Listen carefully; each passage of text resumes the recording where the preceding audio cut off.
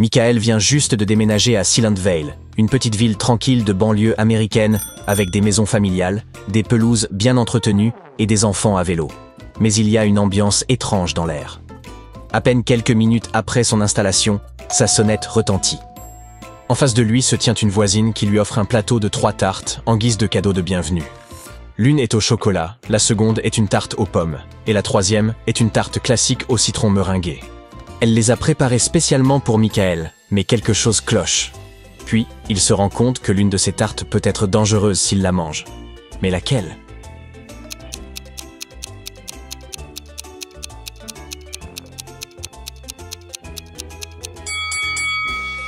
Le piège réside dans la perfection même de la tarte au chocolat. Voyez-vous, la voisine l'a délibérément rendue parfaite, sachant qu'alors elle tenterait sa victime. Mais réfléchissez-y, sombre et riche, le chocolat peut dissimuler toutes sortes de choses, comme une dose insidieuse de puissants laxatifs. Michael dit non à la tarte au chocolat et sa voisine s'exclame « Félicitations, vous avez passé le test !» Mais avant même qu'il comprenne ce qui se passe, Michael entend un cri. Mais c'est bien lui qui a des ennuis. Comment le sait-il ?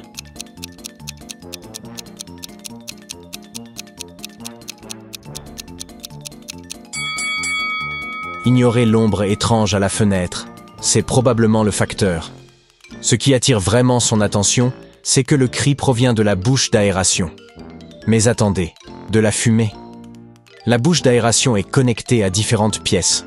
Cela signifie donc qu'une partie de la maison est en feu.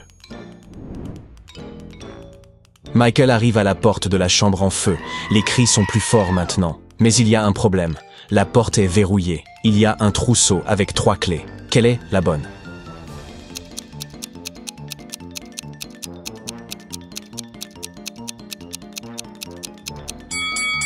Si vous regardez bien, vous remarquerez qu'aucune des clés ne correspond à la serrure. Regardez de plus près, il y a une serrure biométrique sophistiquée à côté de la porte. Michael pose son doigt sur le scanner et... bingo ! La porte se déverrouille. Michael se précipite à l'intérieur et voit un homme attaché à une chaise. Et il y a des flammes partout autour de lui.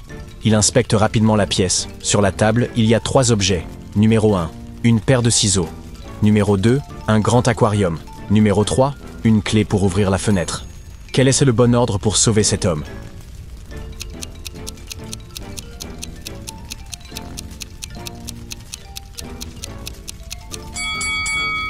Bien qu'il y ait beaucoup de fumée, le feu n'est pas encore hors de contrôle.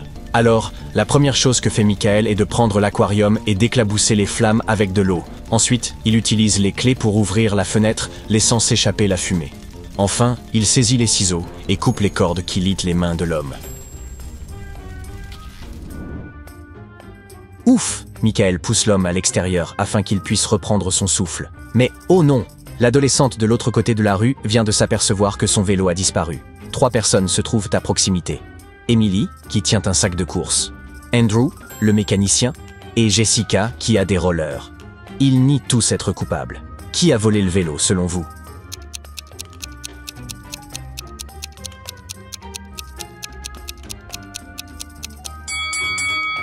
Il faut prêter attention aux petits détails. Les chaussures d'Andrew sont couvertes de graisse, mais c'est logique puisqu'il est mécanicien. Maintenant, regardez les baskets d'Emily. Elles sont pleines de boue, comme si elle venait de traverser la pelouse où le vélo était garé. Au bout de la dernière rue de Silent Vale, 3 hommes rejoignent leurs épouses après une longue journée de travail. Les épouses semblent accueillantes, mais l'une d'entre elles cache quelque chose. La première femme est vêtue d'une robe élégante et tient une tarte chaude. La deuxième femme a tout d'une dame. Talons hauts, maquillage impeccable, et dans sa main, une seule rose rouge. La troisième femme porte un jean et un simple t-shirt, et elle tient une grande tasse de café. Maintenant, regardez de plus près. Qui est infidèle ?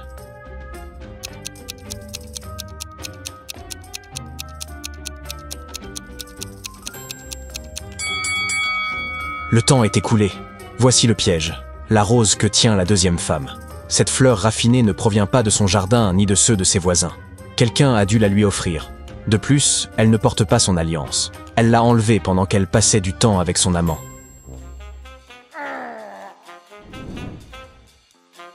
Michael décide de faire une promenade dans Silent Vale pour se clarifier les idées.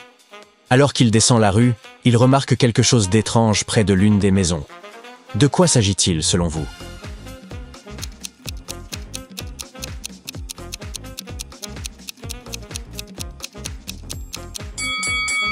Ce squelette est étrange, mais c'est juste une décoration d'Halloween. Ce qui est vraiment bizarre, ce sont les numéros des maisons.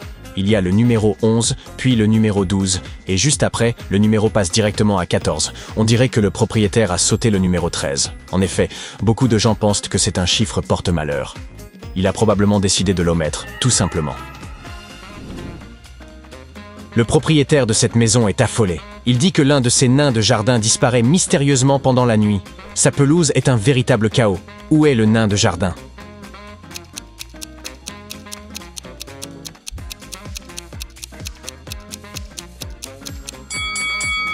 Vous l'avez trouvé, il est là, caché derrière un buisson. Mais attendez, comment est-il arrivé là tout seul? C'est inquiétant. Comme il se fait tard, Michael décide qu'il est temps de rentrer. En chemin, il croise le facteur. Il tient une lettre avec l'adresse de Michael dessus. Mais quelque chose ne va pas. De quoi s'agit-il?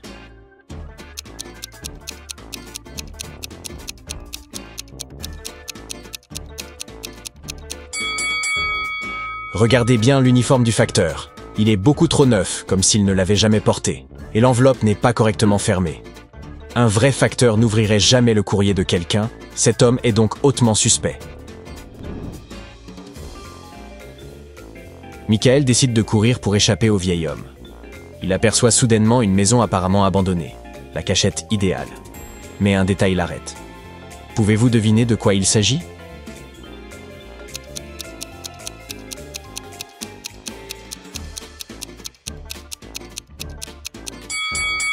La maison tombe vraiment en ruine, et l'herbe n'a pas été tondue depuis des mois. Mais regardez de plus près le 3e étage. Il y a de la lumière derrière cette petite fenêtre, ce qui signifie que quelqu'un doit y vivre, après tout. Oh non! Michael continue de courir, puis il trouve une voiture abandonnée dont la portière est ouverte. Il saute à l'intérieur et s'enferme. Mais hélas, le vieil homme réussit quand même à le retrouver. Il se met à taper sur les vitres de la voiture. Mais Michael ne bouge pas. Puis, l'homme étrange écrit quelque chose avec ses doigts sur la vitre sale. Iom Zervuo. Que veut-il dire?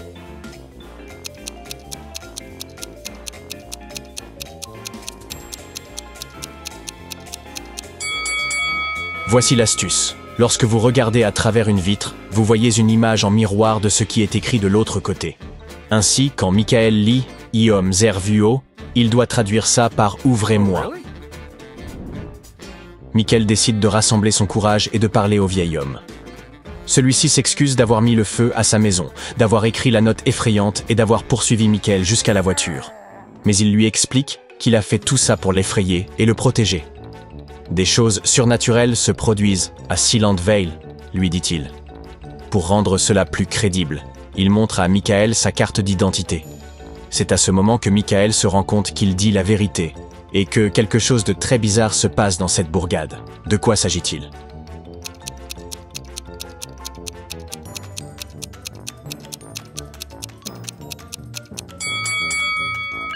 Jetez un œil à la date de naissance du vieil homme. Selon la carte d'identité, il serait né en 1820. Cet homme aurait donc plus de 200 ans? Puis l'homme étrange révèle la vérité. Écoutez attentivement. Quiconque passe la nuit à Silent Vale ne pourra plus jamais s'en aller, dit-il. Mais il y a encore une chance pour Michael de s'échapper. Cette carte le conduira vers la sortie. Mais attendez, c'est comme un labyrinthe. Par quel chemin doit-il passer?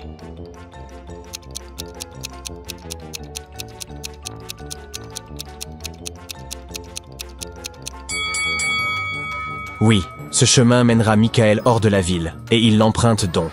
Tandis qu'il s'échappe, il se promet de ne jamais revenir dans cette ville effrayante.